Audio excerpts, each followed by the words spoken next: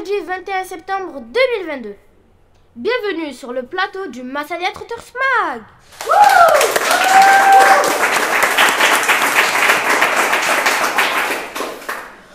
Au programme de ce webmag de rentrée, nous vous ferons découvrir la Compagnie du Dagor. Compagnie que nous avons eu le plaisir de rencontrer au totem du Festival d'Avignon. Nous vous parlerons aussi de la prochaine création de la palpitante Compagnie. Compagnie qui était cet été en résidence au Théâtre Massalia à la Friche Belle de Mai de Marseille. Mais pour commencer, les Massalia Web Trotters au Festival d'Avignon, c'était cet été et c'était chaud chaud chaud.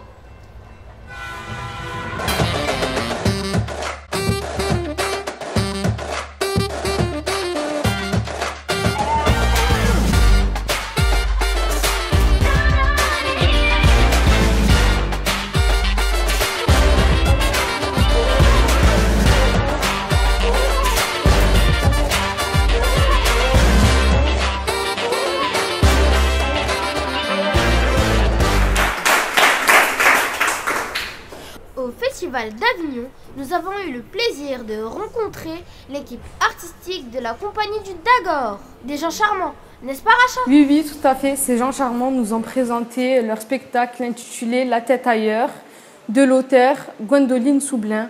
Ce spectacle raconte l'histoire d'une dame âgée, Voltairine, qui se remémore ses 9 ans en allant voir la tombe de son chien.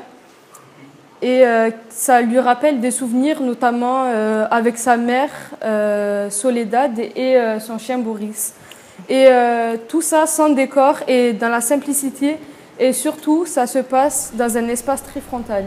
C'est quoi un espace trifrontal, Racha? Un espace trifrontal, Charlie, c'est un espace particulier. Il est particulier parce que le public est disposé en triangle. Les acteurs peuvent donc se déplacer librement autour et au centre de la scène. Et Daniel et Marie vont nous expliquer pourquoi ils ont choisi ce type d'emplacement.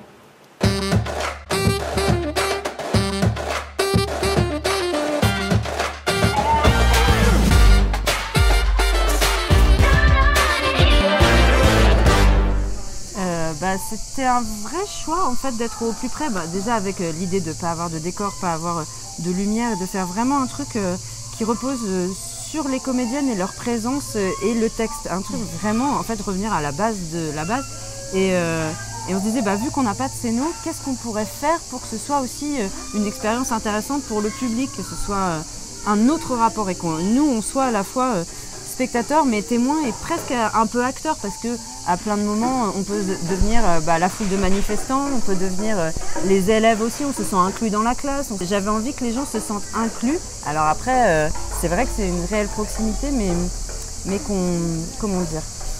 que les spectateurs soient actifs d'une certaine manière. Alors ils n'ont rien à faire mais le fait aussi de se voir les uns les autres, de se dire on est en train de vivre un truc tous ensemble, de vivre la même histoire. Moi je trouve que c'est ça qui me manque souvent. Ce truc où il y a toujours un peu une distance entre les acteurs et le plateau. Là j'avais envie que ça circule. Pour moi ça m'aide beaucoup à trouver du concret dans la narration parce que je m'adresse tout le temps concrètement à quelqu'un directement. Et ça a été, ça m'a beaucoup aidé, ça m'intéresse beaucoup de travailler sur ça. Maintenant, c'est sûr qu'on se sent, à nu, quoi. On est dans l'arène et voilà, le public est autour de nous et nous, on est toutes seules dans l'arène avec nos accessoires, notre texte et nos camarades et notre partenaire. Et donc, c'est sûr que c'est impressionnant quand même, ouais. Mais c'est jouissif en même temps parce qu'on parle à quelqu'un.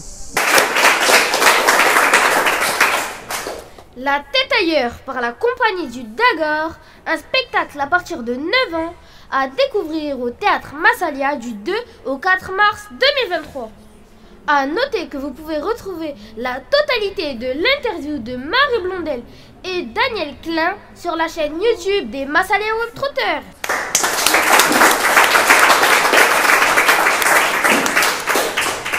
Interview réalisée cet été au Totem, un lieu incontournable du Festival d'Avignon.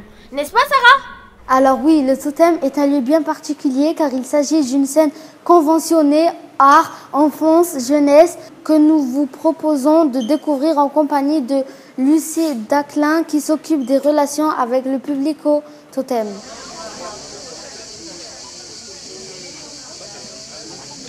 Alors, le Totem, on est un théâtre. On est sur le territoire ouest d'Avignon. On travaille principalement en direction des enfants et le quartier dans lequel on travaille, ça s'appelle Montclar. Du coup, Totem, ça fait territoire ouest, théâtre, enfants, Montclar, mais ça, on le dit jamais.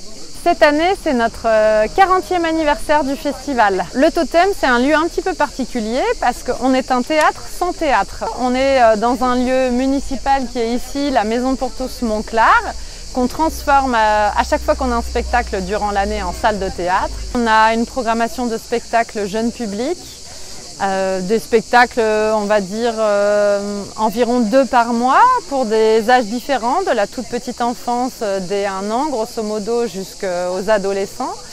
Et on a aussi des ateliers, parfois qui vont avec les spectacles, la veille ou le lendemain des spectacles, et un atelier théâtre hebdomadaire tous les mercredis pour un groupe d'enfants qu'on suit toute l'année.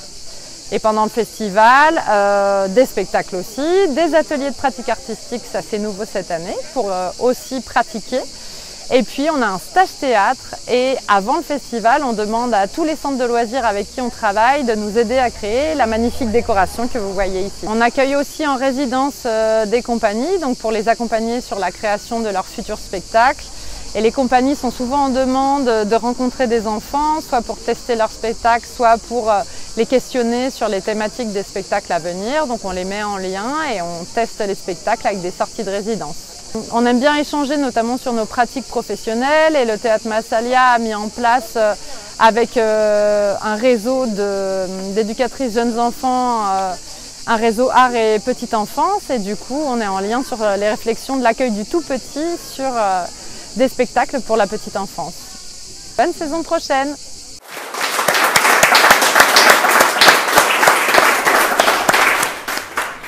Et pendant que certains dansaient sur le pont d'Avignon, d'autres travaillaient à la friche La Belle de Mai de Marseille.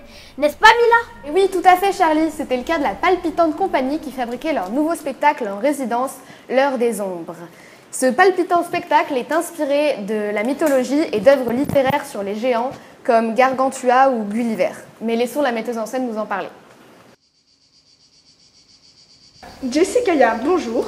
Bonjour. Vous êtes marionnettiste, comédienne et metteuse en scène de la palpitante compagnie. Mais dites-moi, Jessie, en quoi votre compagnie est-elle palpitante? Elle est palpitante déjà parce qu'il y a plein de gens super dedans.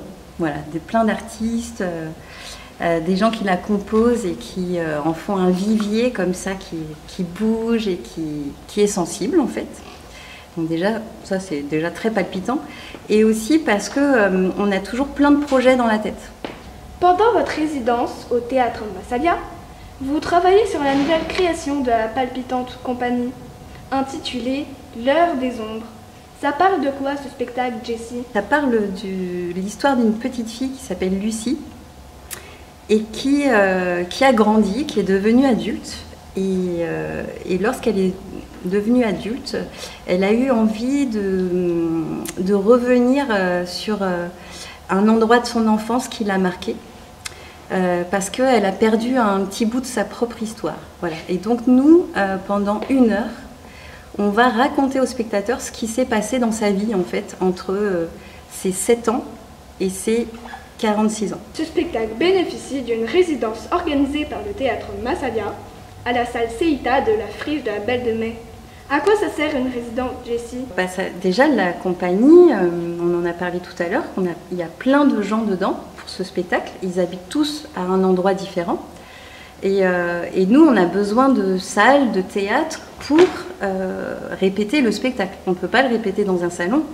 Il y a beaucoup de techniques, il y a beaucoup de mal, de choses. Et donc, dans les salons, c'est trop petit. Donc ça, c'est la première chose. La deuxième chose, c'est dans un théâtre qui nous accueille en résidence, il y a aussi des gens, des artistes, des professionnels, des techniciens qui vont nous aider, nous, la compagnie, aussi à créer ce spectacle. Par exemple, le premier jour de la résidence, il y avait plusieurs techniciens qui nous ont aidés à monter le décor que vous avez vu tout à l'heure.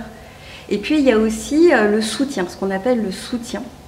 C'est-à-dire que grâce au Massalia, le spectacle pourra naître parce qu'il y a un soutien financier, Il y a un soutien aussi, on va parler du spectacle et puis l'équipe du Massalia va nous renvoyer un peu des retours, ce qu'on appelle des retours sur le spectacle. Et puis ils vont commencer à en parler à d'autres professionnels et voilà.